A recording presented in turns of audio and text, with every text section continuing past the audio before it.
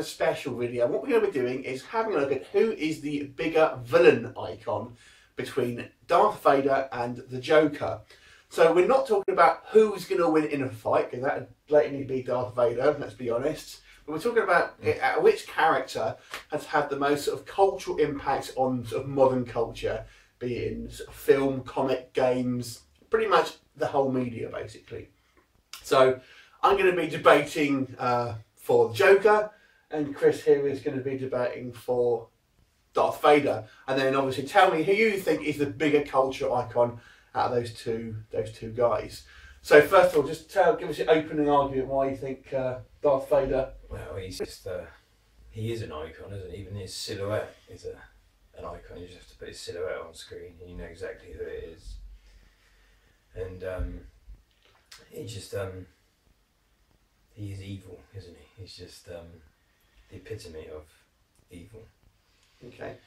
Well, the Joker was created in 1940, so he's been around longer than Darth Vader. He was created by Jerry Robinson, Bill Finger and Bob Kane, and debuted in Batman issue 1 in spring 1940.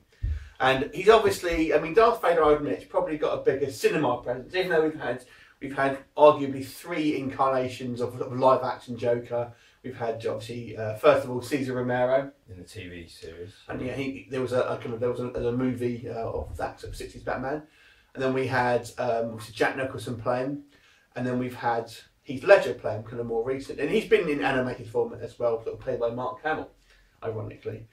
But so we've had more people. We've had more people play the Joker than Darth Vader. True. We've had the Joker's been around for longer, and you know, I think he's a very recognisable. Even if you see someone unrelated to him, even if you just see a clown or a playing card of Joker, you're going to think Joker. True, but I think, you know, in the defence of Vader,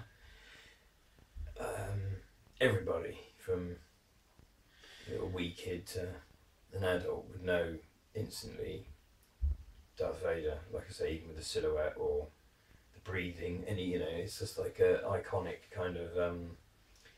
Admittedly, yeah, he wasn't created until 1977, 76 or whatever.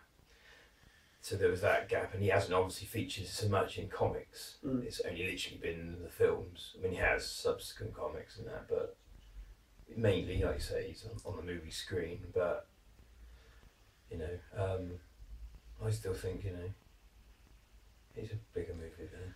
I think in the height of Star Wars, the original trilogy Star Wars, I think maybe had, because at that point obviously Joker hadn't been kind of reintroduced with the 1989 Batman. Yeah. So I think at that point in time, you may have sort of said, yeah, probably Darth Vader is probably more of a recognised, sort of around Return of the Jedi or whatever. But I think at this point now, in 2014, I mean, we've had the prequel trilogy in which Darth Vader was in 5 minutes at the end of Revenge of the Sith, and that was kind of that wasn't a particularly good representation of Darth Vader. But the most recent version of Joker, obviously, if we're talking about film, obviously played by Heath Ledger, which is renowned to be one of the best films of all time. So he's kind of given his sort of final full film's performance, if that makes sense. And some regard him better than Nicholson.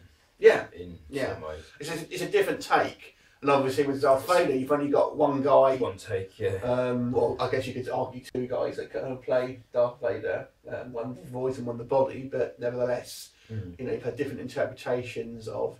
Maybe I'd give you possibly. There's an argument to be had that maybe Vader on the movies possibly is a bit more sort of significant, I would say. But I would say, arguably, if you look at other mediums as well, things like games, toys, comics. Obviously, comics is where the Joker came from. Across other mediums, obviously TV shows. I personally think the Joker has more of a cultural influence. He is a de facto bad guy. True. So you think Joker? I could be, in your defence. Yeah, there's obviously, like I say, there's more mediums where he's appeared, so he probably would outweigh Vader. But I think, as an iconic image, Darth Vader's kind of got the, like I say, from the silhouette to the breathing to the voice, it's all kind of very iconic. And everyone would know Darth Vader by looking at him. However old you are, you would know him. And I don't know about the Joker. I don't know, some kids, I don't know if kids, all of them would know who the Joker is. They know Batman is, but not necessarily the Joker. That's the only, you know. I mean, I suppose, I mean, really, I guess the Joker is arguably a bit more of an adult-oriented character, but certainly all these days. So, I mean, out of all the Batman villains, definitely he's the daddy of the Batman villains, or any of the DC villains, to be honest. But, yeah.